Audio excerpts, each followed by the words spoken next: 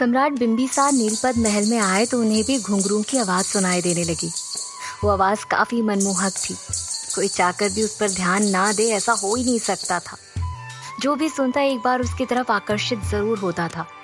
सम्राट जैसे जैसे आम्रपाली के कक्ष की तरफ बढ़ते जा रहे थे, उन घुंघरू की आवाज उतनी ही तेज होती जा रही थी। कुछ दूर चलकर सम्राट रुक गए और उनके होठों पर मुस्कान बिखर आई। वो बोले, हमें पहले ही प्रतीत हो गया था कि ये आप हैं। समझ सकते हैं आम्रपाली आपकी बेचैनी। प्रतियोगिता के लिए आपका चिंतित होना 100% जायज है। इसके बाद वो आगे बढ़ गए। जब सम्राट बिंबिसार आम्रपाली के कक्ष की तरफ बढ़ रहे थे तो उन्होंने देखा कि सामने से कुछ दासियां आ रही थीं। सम्राट जब भी महल आते थे तो सबसे पहले किसी भी दासी या सैनिक से आम्रपाली तक खबर पहुंचा देते थे कि वो उनसे मिलना चाहते हैं। और आज तो इतनी रात हो चुकी थी, इसलिए अपने संस्कारों को ध्यान में रखते हुए सम्राट ने उन दासियों को रोका और कहा, क्या आम्रपाली से भी भेंट हो सकती है? नीलपत महल में सभी जानते थे कि भानु प्रताप जी यदि वहां पर हैं तो वो आम्रपाली से ही मिलने आए हैं। इसलिए उन्हें देखकर उन दासियों ने उनका अभिवादन किया और फिर एक दासी ने कहा, भानु प्रताप जी, लेकिन देवी आम्रपाली इस वक्त किसी से भी नहीं मिल सकती। वो पिछले 1 पहर से नृत्य कर रही हैं और अपने कक्ष का द्वार भी बंद कर रखा है।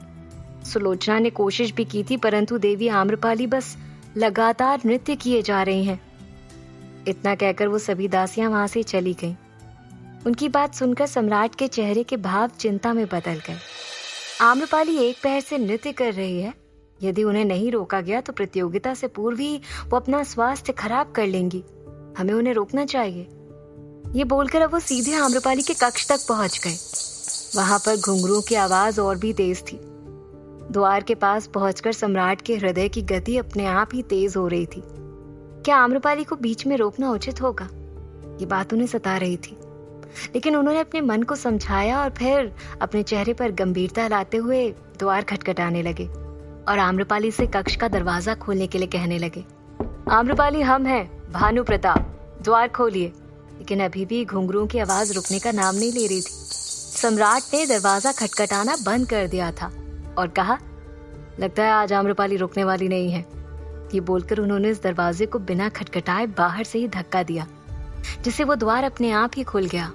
आम्रपाली ने द्वार बंद जरूर कर रखा था, लेकिन उसका कुंदा नहीं लगाया था। यही वजह थी कि सम्राट के धक्का देते ही वो खुल गया। द्वार के खुलते ही घुंघरू की आवाज और भी तेज हो गई। ऐसा प्रतीत हो रहा था मानो स्वयं नृत्य के देवता नटराज धरती पर प्रकट हो गए हों। सम्राट जब अंदर आए तो सामने आम्रपाली को नृत्य करता देख उनकी आंखें मंत्रमुग्ध हो चुकी थी। वो पलके झपकाना भूल गए थे, इसके साथ ही आम्रपाली को रोकना भी। सामने आम्रपाली अलग अलग अदाओं से बिना रुके नृत्य कर रही थी और उसके पैर अलग अलग धुन पर थिरक रहे थे। इसके साथ ही उसका पूरा शरीर भी उस ताल पर दैवीय ढंग से मानो नदी में बहती धारा के समान बहे जा रहा था। वो अपने हर एक अंग को खूबसूरती के साथ आकार दे रही थी। पूरी प्रकृति उसके इस नृत्य में सहयोग दे रही थी। बिना किसी संगीत के आम्रपाली अपने कदमों को थिरकाते हुए अपने घुंघरुओं के ताल पर नृत्य करते हुए अलग अलग मुद्राओं में खड़ी हो रही थी, जिसे देखकर सम्राट की आंखें खुली की खुली रह गई थीं। आसमान में चमकते तारों के बीच बड़ा सा चांद आम्रपाली के कक्ष से झांकता हुआ उसके नृत्य को देख रहा था और तारों संग अपनी चमक से चांदनी के जरिए उसकी प्रशंसा कर रहा था। न सिर्फ चांद बल्कि गर्मी के मौसम की गर्म हवाएं भी शीतल होकर आम्रपाली के अंग को छूकर गुजर रही थी और उसे एक धुन प्रदान कर रही थी। इसके साथ ही आम्रपाली के खिड़की के सामने बैठा चकोर पक्षी भी आज रात चांद की तरफ निहारना भूल गया था। वो भी आम्रपाली का नृत्य देखे जा रहा था। आम्रपाली नृत्य में इस तरह मग्न थी कि उसे किसी की भी कोई सोच नहीं थी। वो तो बस अपने नृत्य से अपनी कला की आराधना कर रही थी। सम्राट बिंबिसार ने भी आम्रपाली को टोकना उचित नहीं समझा और खुद भी उस मनोरम दृश्य का आनंद लेने लगे। आम्रपाली ने अपने बालों को गूंथकर एक लंबी चोटी बनाई हुई थी। चूनर को पिछली बार की तरह अपनी कमर से लगाकर बांधा हुआ था। वो हवा की रफ्तार से भी तेज गति से अपना स्थान बदल रही थी। कभी दाएं जाती तो कभी बाएं, कभी पीछे तो कभी आगे। उसके कक्ष के दीवार से टिककर खड़े सम्राट बस उसे निहारे जा रहे थे। आम्रपाली का नृत्य उनके शरीर में रोमांच उत्पन्न कर रहा था, लेकिन अब आम्रपाली बुरी तरह से थक चुकी थी। तभी उसका पैर जमीन पर बिछे कालीन में फंस गया और उसके पैर लड़खड़ा गए। वो खुद को संभाल नहीं पाई और जमीन पर जोर से गिरने ही वाली थी कि उसने अपनी आंखें डर कर बंद कर ली थी। लेकिन जब उसे एहसास हुआ कि किसी ने उसे थाम रखा है तो उसने तुरंत अपनी आंखें खोल ली। सामने सम्राट की मनमोहक गहरी आंखें उसके चेहरे को निहार रही थी। भानु प्रताप जी। आम्रपाली का चेहरा पसीने से पूरी तरह से भीगा हुआ था, ऐसे जैसे उसने अपना पानी से मुख धोया हो। आम्रपाली को सम्राट की बाहों में राहत मिल रही थी, लेकिन जब उसने भी सम्राट की आंखों में देखा तो उसमें उसे अपने लिए अथाह प्रेम दिखाई दिया। देखकर आम्रपाली की धड़कनें बढ़ने लगी। वो चाहकर भी सम्राट की आकर्षक आंखों में डूबने से खुद को बचा नहीं पाई। ये पहली बार था जब आम्रपाली सम्राट की आंखों में इतने करीब से देख रही थी। आसपास का वातावरण भी इस दृश्य का आनंद ले रहा था। दोनों ही एक पल के लिए एक दूसरे में खो गए थे। किसी भी बात का उन पर कोई असर नहीं पड़ रहा था। कक्ष में आती हवाएं उन्हें शीतलता का अनुभव करा रही थी। ये पल उन दोनों के लिए बहुत आनंदमयी और दैवीय था। कुछ देर बाद आम्रपाली को जब एहसास हुआ कि वो भानु प्रताप की बाहों में है तो वो उनसे दूर होने की कोशिश करने लगी। सम्राट की आंखें इतनी आकर्षक थीं कि आम्रपाली कुछ बोल ही नहीं पाई। आम्रपाली को हलचल करते देख सम्राट ने उससे अपने धीमे स्वर में कहा, नहीं आम्रपाली। उनकी आवाज भी आज आम्रपाली को जादुई लग रही थी। सम्राट ने अपने होठों पर उंगली रखते हुए उसे चुप रहने का इशारा किया। आम्रपाली भी शांत रह गई। दोनों अभी भी उसी स्थिति में खड़े थे। न सम्राट को अपने हाथ में दर्द का अनुभव हो रहा था और न ही आम्रपाली को थकान महसूस हो रही थी। तभी सम्राट ने अपने एक हाथ से आम्रपाली को संभाला और दूसरे हाथ से उसके चेहरे पर आ रहे बालों को धीरे से प्रेम पूर्वक हटाया। सम्राट के आम्रपाली के चेहरे को छूने से ही आम्रपाली के रोंगटे खड़े हो गए। उसके पूरे शरीर में सिरहन दौड़ पड़ी।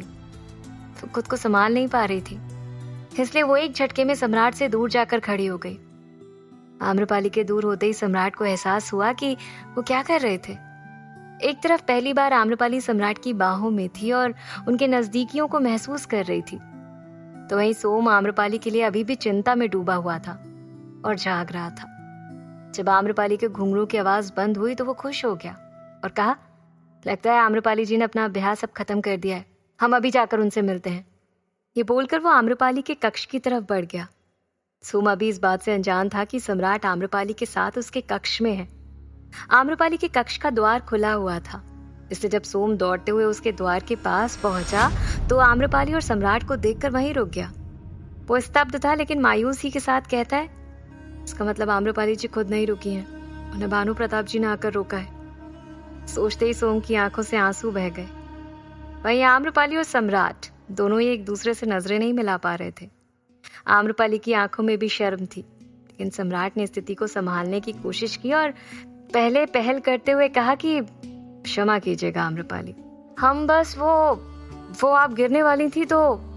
आम्रपाली भी स्थिति को समझने की कोशिश कर रही थी। उसने भी अपनी चुप्पी तोड़ते हुए धीमे स्वर में कहा, ज्यादा कुछ कहने की आवश्यकता नहीं है भानु प्रताप जी, हम समझ सकते हैं, हमने भी ध्यान नहीं दिया और न जाने कैसे हमारा पैर। ये बोल उसने तुरंत आगे कहा, वैसे आप इतनी रात को यहाँ क्यों आए हैं? इतना कहकर आम्रपाली आगे बढ़ी, लेकिन एक कदम आगे बढ़ते ही उसके पैरों में जोरदार दर्द हुआ, जिससे वो करहा उठी। उसकी दर्द भरी आवाज सुनकर सोम ने उसकी तरफ देखा और उसकी तरफ बढ़ने लगा, लेकिन सम्राट वहीं थे। आम्रपाली के कराहते ही सम्राट ने तुरंत उसके हाथ को थाम लिया। ये देखकर सोम के पैर अपने आप ही वहां रुक गए और वो एक बार फिर उल्टे पैर पीछे जा खड़ा हुआ। सम्राट ने आम्रपाली से कहा, क्या हुआ आम्रपाली? आम्रपाली अपने पैर की तरफ देख रही थी। उसने सम्राट के हाथ को पकड़ा हुआ था। उसने कहा, पता नहीं भानु प्रताप जी, हमें ऐसा लग रहा है जैसे कोई कांटा चुभ गया हो। ये बोलकर उसने अपने दाएं पैर के तलवे की तरफ देखा। उसके पैर में छाले पड़े हुए थे और अब उसमें हल्का हल्का खून भी निकल रहा था। ये देखकर सम्राट व्याकुल हो गए और आम्रपाली पर प्यार भरा गुस्सा प्रकट करते हुए कहते हैं, आम्रपाली, आपके पैर में छाले हैं। किसने कहा था आपको इस तरह नृत्य करने के लिए? आपको अपना ख्याल रखना चाहिए था। सम्राट को इस तरह बेचैन होते हुए देखकर आम्रपाली मुस्कुराने लगी और सहज आवाज में कहती है, भानु प्रताप जी, जरा सा घाव है, कल सुबह तक ठीक हो जाएगा। सोम बाहर से ही खड़ा होकर ये सब देख रहा था। आम्रपाली के पैरों में छाले देखकर उसे भी अंदर ही अंदर अब दर्द महसूस हो रहा था, लेकिन जब उसने देखा कि इस वक्त आम्रपाली ने उसका हाथ नहीं बल्कि सम्राट का हाथ थाम रखा है तो वो वहां एक पल और न रुका और चेहरे पर मायूसी लिए वहां से चला गया। वहीं सम्राट ने आम्रपाली का हाथ छोड़ दिया था और उसे डांटने लगे और कहा, बस बहुत हो गया आम्रपाली, आपने बहुत नृत्य कर लिया। यदि अभ्यास से इसी तरह के छाले पड़ते हैं तो आपको अब इस अभ्यास की कोई आवश्यकता नहीं है। आम्रपाली सम्राट के मन में अपने लिए उत्पन्न हो रही इस चिंता को समझ रही थी, लेकिन अब उसके हृदय के किसी कोने में सम्राट के लिए प्रेम का बीज पनपने लगा था। पर आम्रपाली से दूर भाग रही थी और इसलिए उसने सम्राट से दूर जाते हुए कहा, फिर प्रतियोगिता तो 2 दिन बाद है ना, बिना अभ्यास किए हम कैसे जीतेंगे। वो धीरे धीरे चलकर अपनी शैया पर जाकर बैठ गई। सम्राट ने उसे समझाने की कोशिश की और कहा, मैंने अभी आपको नृत्य करते देखा है, उसके बाद मैं पूरे विश्वास के साथ कह सकता हूँ कि आपको अभ्यास की आवश्यकता नहीं है आम्रपाली। आप इस प्रतियोगिता के लिए तैयार हैं, बस अपने विश्वास को डगमगाने मत दीजिएगा। हमें आप पर पूरा भरोसा है, पूरा विश्वास है कि कोई भी आपको नृत्य में और इस प्रतियोगिता में कभी नहीं हरा सकता। सम्राट के मन में अपने लिए इतना भरोसा देखकर आम्रपाली के पास कहने के लिए कोई शब्द नहीं बचा था। उसका हृदय अंदर ही अंदर सम्राट को धन्यवाद कह रहा था। तभी सम्राट ने कहा, आप बैठिए, हम अभी आपके लिए हल्दी के लेप की व्यवस्था कराते हैं। ये बोलकर सम्राट तुरंत रसोई घर की तरफ निकल गए। इधर आम्रपाली उन्हें देखकर समझ नहीं पा रही थी कि उसके साथ क्या हो रहा है, क्यों वो सम्राट के प्रति इतनी आकर्षित हो रही थी।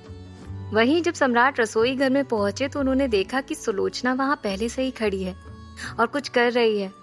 सोम आम्रपाली के कक्ष से आकर रसोई में ही था। सम्राट को आम्रपाली का हाथ थामे हुए देखने के बाद उसकी आंखों में आंसू थमने का नाम ही नहीं ले रहे थे। फिर भी वो उन्हें छुपाते हुए अपना काम कर रहा था। उसने जब सम्राट को वहां देखा तो उसके आंसू तुरंत अंगारे में बदल गए। उसने सम्राट को नजरअंदाज कर दिया। तभी सम्राट ने उससे कहा, अच्छा हुआ सुलोचना, तुम हमें यहीं मिल गई। अब तुम हमारी सहायता कर दोगी तो हमारा काम और भी जल्दी हो जाएगा। ये कहते हुए सम्राट ने देखा कि उसके हाथों में तो पहले ही हल्दी के लेप वाली कटोरी है। ये देखकर सम्राट मुस्कुरा उठे और कहते हैं, अरे तुम्हें कैसे पता चला कि हमें यही चाहिए था। सोम आम्रपाली के घाव के लिए वो हल्दी का लेप बना रहा था, लेकिन उसने सोचा कि वो आम्रपाली के सामने जाएगा तो अपनी भावनाएं संभाल नहीं पाएगा, इसलिए उसने चुपचाप उस लेप को सम्राट के हाथ में दे दिया। सम्राट भी जल्दबाजी में थे, इसलिए उन्होंने कुछ ज्यादा ध्यान नहीं दिया और सोम के हाथ से लेकर वो चले गए। उनके जाने के बाद सोम कांपते स्वर में कहता है, हाँ आम्रपाली जी, हम आपसे अपना प्रेम जाहिर तो नहीं कर सकते, लेकिन आपकी फिक्र करना भी हम कभी नहीं छोड़ सकते। इधर सम्राट भी आम्रपाली के कक्ष में आए तो सबसे पहले उन्होंने बड़े प्रेम से आम्रपाली के पैरों में हल्दी का लेप लगाया। सम्राट बहुत ही आराम से ये सब कर रहे थे। आम्रपाली ये सब देखकर बस निशब्द थी और सम्राट को बस देखे जा रही थी। हल्दी लगाने के बाद सम्राट ने उससे कहा, आम्रपाली ये छाले जल्दी ठीक हो जाएंगे और आप निश्चिंत रहिए, अब सब ठीक होगा। आम्रपाली बिना कुछ बोले उनकी हर एक बात पर बस हाँ में सिर हिला रही थी। इसके बाद सम्राट उससे विदा लेते हुए कहते हैं, तो फिर अब हम चलते हैं, कि अब आप आराम कीजिएगा, हम कल सुबह आकर आपसे मिलते हैं। इस पर भी आम्रपाली ने बस इतना ही कहा, निश्चिंत रहिए, हम अवश्य आराम करेंगे। इसके बाद सम्राट वहां से चले गए। अगले दिन सुबह ही सरना तैयार होकर कहीं जा रही थी। उसके चेहरे के भाव गंभीर थे। जब से उसने आम्रपाली के मुख से किसी काम को अंजाम देने की बात सुनी थी, तब से उसके दिमाग से वो बात हट ही नहीं रही थी। इसलिए उसने निर्णय लिया कि वो अब अपने तरीके से इस बात का पता लगाएगी कि आम्रपाली आखिर चाहती क्या है। लेकिन महल के बाहर आते वक्त उसने देखा कि रास्ते में लोहे की कुछ कीलें नीचे पड़ी हुई थी। उन्हें देखकर सरना वहीं रुक गई। वो महल के मुख्य द्वार से थोड़ी ही आगे खड़ी थी। उन कीलों को देखकर सरना ने कहा, ये कीलें यहाँ कैसे आईं? गलती से किसी के पैरों में चुभ गई तो? ये बोलकर वो नीचे झुककर उन्हें उठाने लगी। वो बड़े ध्यान से उन कीलों को उठा रही थी। तभी एकाएक उसके सिर के पास से गुजरता हुआ मिट्टी का बड़ा सा फूलदान नीचे आकर गिर गया। उसके गिरते ही सरना तुरंत सतर्क होकर पीछे खिसक गई।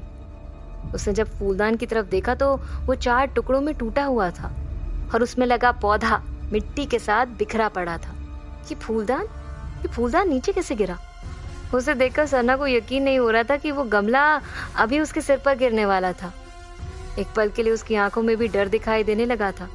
वो तुरंत ऊपर की तरफ देखने लगी जहां से वो फूलदान नीचे गिरा था। तभी उसने वहां किसी की झलक देखी।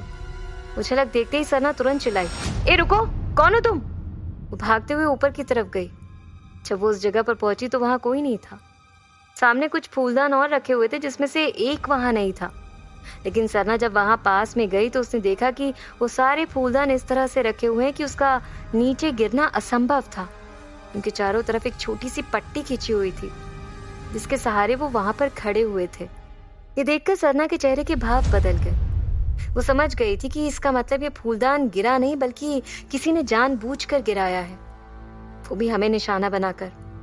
इसका मतलब हमें मारने की कोशिश की गई है। ये ख्याल आते ही सरना का दिमाग अब गर्म हो गया था। उसका क्रोध बढ़ने लगा था। आखिर किसने किया था सरना पर हमला? क्या आम्रपाली को भी सम्राट से प्रेम होने लगा था? क्या होगा कहानी का अगला पड़ाव? जानने के लिए सुनते रहिए।